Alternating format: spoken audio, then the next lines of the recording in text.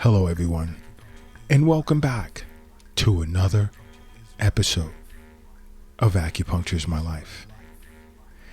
Now, in this episode, I want to jump into discussing the thyroid gland. Okay? And I'm doing this because several individuals over the Acupuncture is My Life app, requested that I discuss the thyroid gland and acupuncture. There are individuals who have an unhealthy thyroid and they were wondering if they can see an acupuncturist. And yes, you can. Yes, you can. And I've had some physicians refer some of their patients to me while under their care, because acupuncture, it works together with biomedicine, Western style of medicine, as well as by itself. It's an Eastern form of medicine or healthcare. So you see, acupuncturists do not shun physicians or medical doctors. We do not. And there are many individuals that feel that we do, and I've seen some even come into the Acupuncture is My Life clinic here in New York City saying, for years they wanted to see an acupuncturist, but they didn't want to see one while they were under their physician's care. And in some cases, what's cool is I would ask them, well, what brought you to this clinic? And some would state, I brought it up to my physician, should I see an acupuncturist? And they were surprised to hear that they should. And all that time they were pretty nervous about doing it.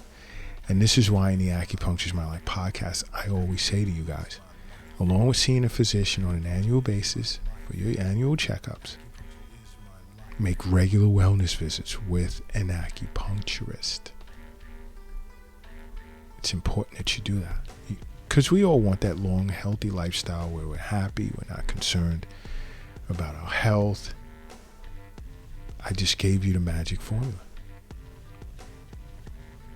Annual checkup with a physician and regular wellness visits with an acupuncturist throughout the year.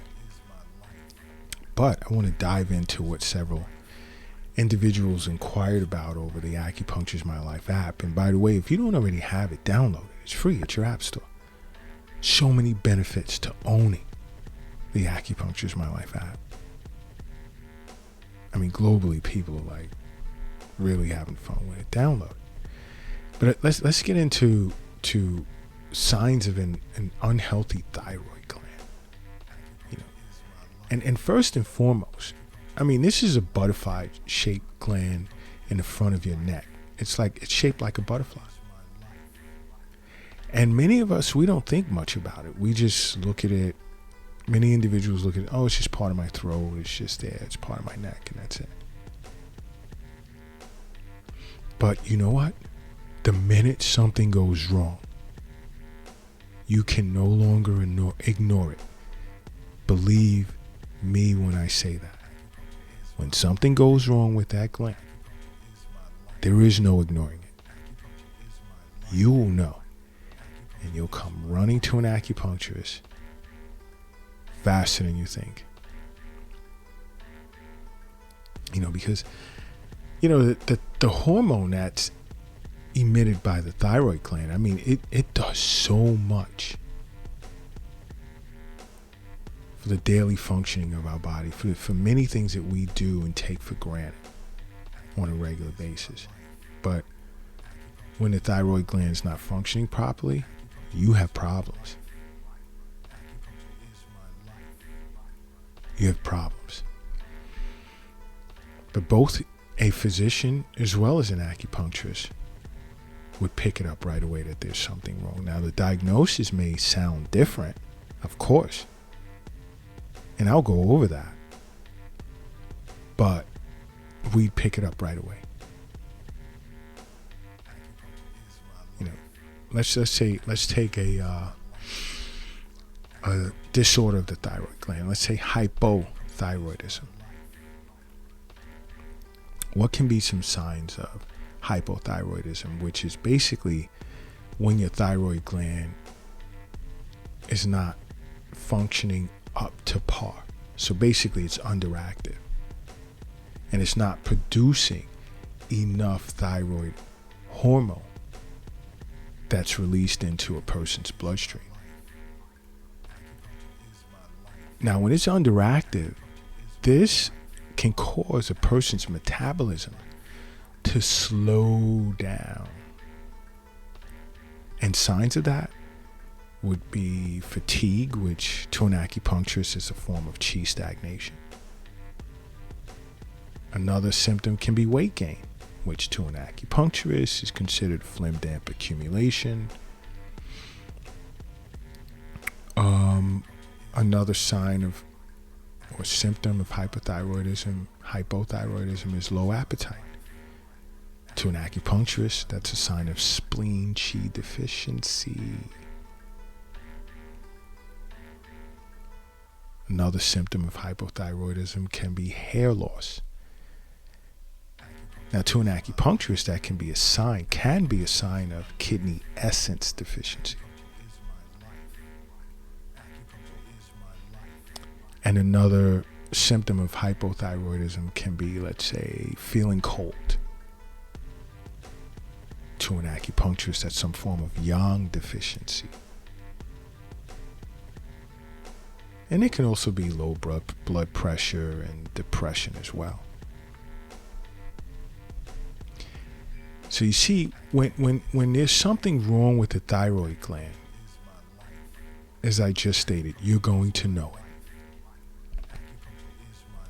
Now, if you sit with an acupuncturist, and let's say you're suffering from hypothyroidism, again, which would present as declining metabolism, right? Now, to an acupuncturist, the core pathogenesis of hypothyroidism is yang qi deficiency. And you see the manifestations of this disorder tends to develop subsequently to yang qi's failure to warm the body. Remember, feeling cold? Yang qi's failure to motivate and transform. And the primary organs involved in this disorder, as understood by an acupuncturist, is the spleen, loss of appetite, spleen qi deficiency, kidneys, potential hair loss, and the heart, low blood pressure, fatigue. Those are the three major organs that are involved, that have been affected relative to this disorder. And there are contributing factors, let's say, to hypothyroidism, as understood by an acupuncturist. And one is, let's say, constitutional factors. You know, a person can have congenital deficiency or acquired malnourishment, depriving essence and dietary nutrients. That's what can happen. In this case, the kidney and spleen is primarily affected. Now, improper diet can play a part too, and I speak of this. This is why seeing an acupuncturist, Eastern nutrition consultation is huge. Improper diet can play a part. Irregular dietary habits, excessive consumption of raw and cold foods tends to injure the yang of a person's spleen. Long-term deficiencies of certain types of nutrients, such as iodine, also tends to contribute or play into hypothyroidism. Now, there are also iatrogenic factors that includes, let's say, high doses of bitter and cold herbs or emetics and purgatives, they tend to have a direct impact on the spleen, stomach, and yang qi. But when it comes to herbs, avoid taking herbs until you've sat with an acupuncturist. Don't look at herbs as if you can just sit down and be creative on your own and just take them and, it's all good. See an acupuncturist. But guess what else can be a major factor in hypothyroidism? And that's overexertion. Overexertion, let's say during sexual activity, physical activity, mental activity. Why? Because it exhausts the kidneys. And to an acupuncturist, you see, hypothyroidism is it's a gradually progressive disorder that tends to be characterized by chronic deficiency of spleen and kidney yang and declining organ functions as well. So you see, when a person's spleen qi is deficient, the overall generating source of qi in blood is insufficient, which causes a decline of kidney essence and in particular kidney yang. You see, now deficient kidney yang would fail to warm spleen yang, leading to yang deficiency of both organs. And in such a case, deficient yang now can no longer metabolize fluids in the body, and water would tend to overflow towards the heart, manifesting as some form of heart dysfunction.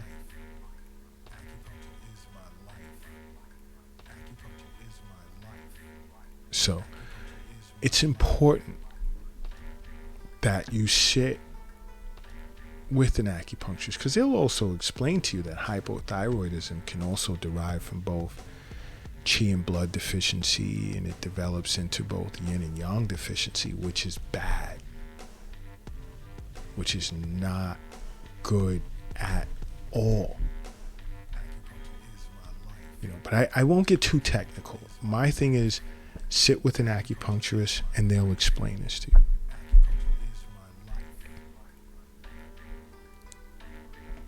They would definitely explain this to you.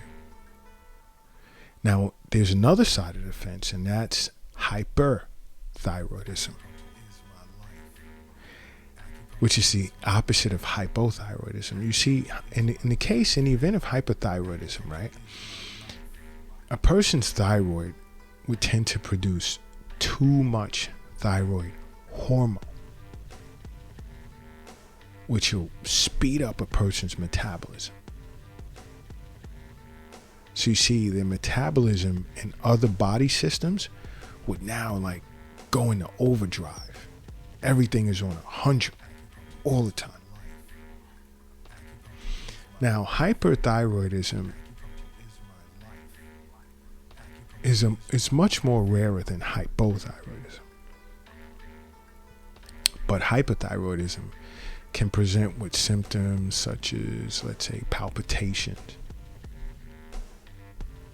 weight loss, hot flashes or feeling this hot flush sensation, high blood pressure, and even diarrhea. And many individuals are unaware that those are some of the symptoms that comes with hyperthyroidism.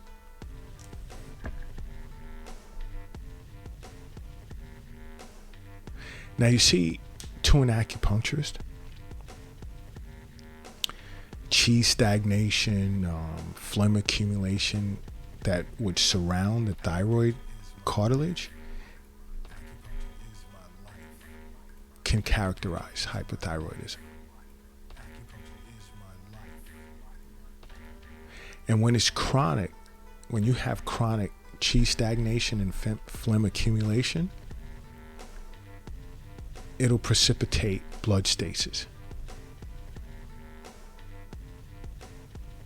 Because you see, this stagnant qi and the accumulation of phlegm in the neck, it tends to turn into severe heat and it'll injure yin.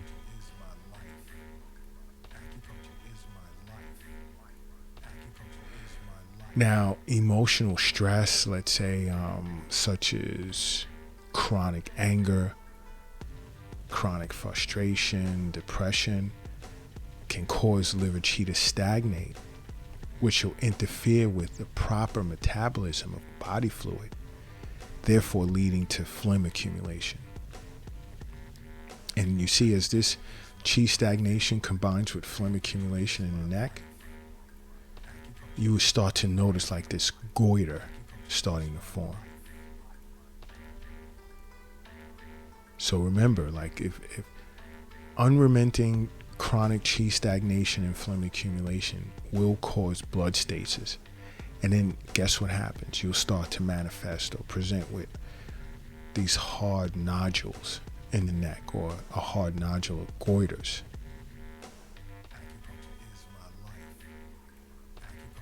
But again, I'm not going to go too much into detail. Sit with an acupuncturist.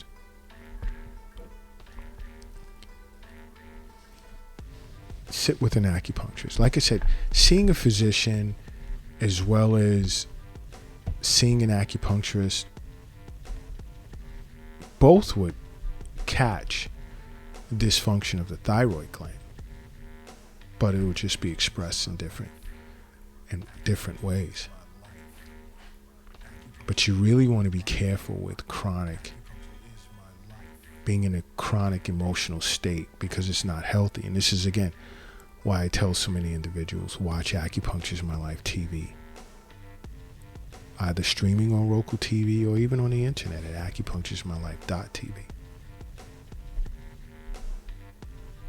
Because chronic mental and emotional disorders can lead to a lot of problems.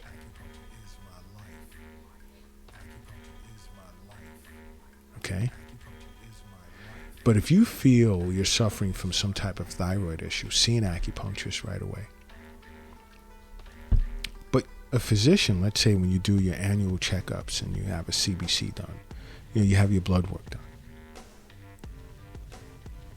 it can be diagnosed in a simple blood test.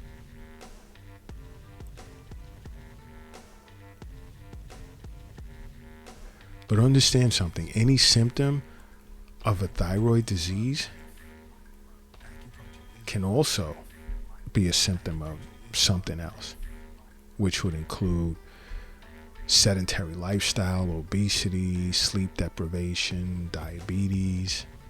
This is why seeing an acupuncturist and even a physician would be to your benefit. Try not to diagnose yourself. Try not to diagnose yourself based on this podcast. Because there's been cases where individuals have done that. And we recommend you not do that. This is why we say, see an acupuncturist right away. You're feeling out of the norm. You're presenting with certain symptoms, see an acupuncturist. Now, when it comes to thyroid issues, they say there's an increased risk for females or individuals over 60 years of age, or someone with an autoimmune condition, for example, celiac disease or type 1 diabetes. If you've received radiation therapy on your neck or your upper chest. And some would say, some healthcare specialists would say, even if you've been pregnant or you've given birth in the last 6 months. Understand something. The basic thing to understand is that health is wealth. Okay? The wealth, it's not in the bank, it's not in the safe. It's not in an investment account or in an app on your phone. The wealth is not in your wallet, it's not in your purse or in your pocket. It's not under the doghouse in the backyard. It's not in a shoebox, in a closet, and the wealth is not under your mattress. It's in you. And I know this is why you listen to Acupuncture's My Life podcasts. But you know what? Along with listening to Acupuncture's My Life podcast, simply make acupuncture a part of your life. Because acupuncture is my life. What's yours?